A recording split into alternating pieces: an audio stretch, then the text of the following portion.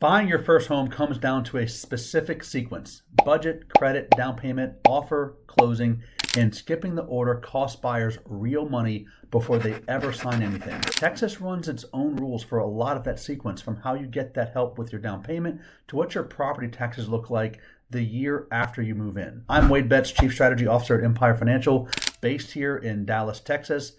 I've walked first-time homebuyers through this exact process down to the specific down payment programs available to them across the state. This is the same order I use with my own clients, built around what's actually on the table for buyers in this state right now. If you're planning to buy in the next year, getting this order right saves you money at almost every step along the way, starting with the number your whole plan gets built around. Getting pre-approved before you tour a single house protects your negotiating position and your own budget. Pre-approval means underwriting looks at your real income, debt, and credit, so the number you get is what you can actually borrow, not a guess from an online calculator. That number can move by tens of thousands of dollars once a lender runs it for real, which is worth knowing before you fall for a house that you can't actually get financed. Here's what to line up first. Pull your credit report and see where you actually stand. Save towards 3 to 6 months of expenses so a surprise doesn't force you to lean on the house. Get familiar with your loan options, conventional, FHA, and VA if you qualify.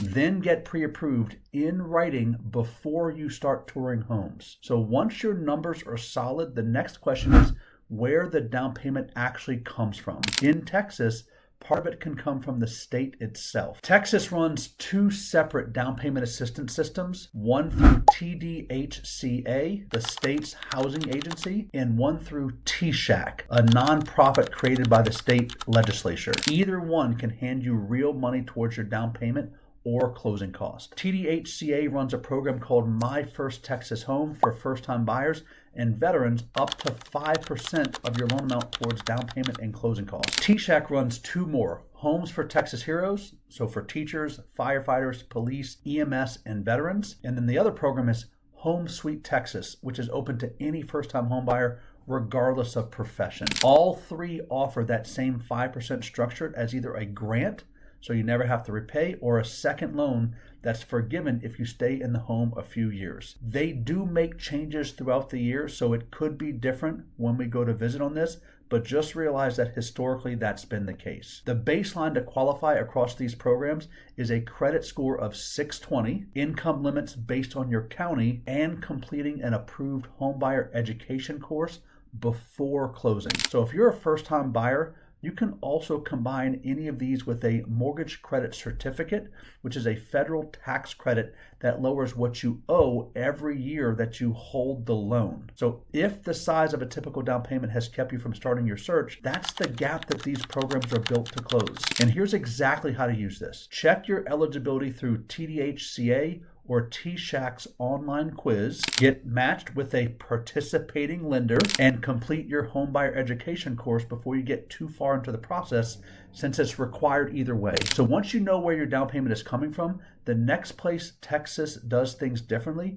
is the closing table itself. Before we get there, everything I've walked through so far, plus steps for house hunting, making an offer, and what happens after you close, is laid out in the ultimate checklist for buying your first home. It's free. Grab it with the link in the description. Once you're under contract, Texas has 2 rules that don't work the same way that they do everywhere else: how title insurance gets priced and how your homestead exemption works. Title insurance premiums in Texas are set by the state, so every title company charges the exact same rate for the same size loan for title insurance. What you can shop for instead is the escrow fee, because that does vary from title company to title company. It's just that the title premium policy doesn't change from one title company to the next. So the escrow fee part isn't regulated, and it does vary from company to company.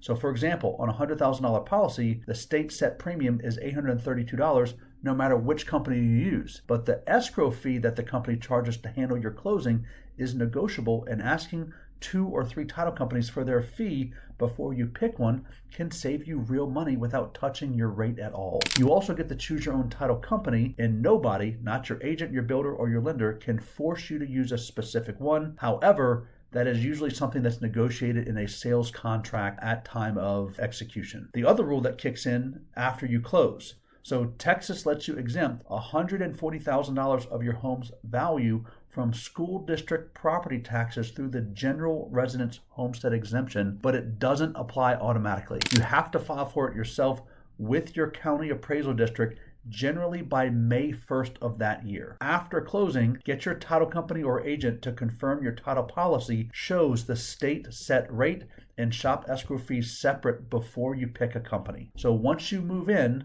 file Form 50-114 with your county appraisal district for your homestead exemption before the May 1 deadline. If you're getting ready to buy your first home in Texas and want help figuring out which down payment program you actually qualify for, use the link below to book a call with my team.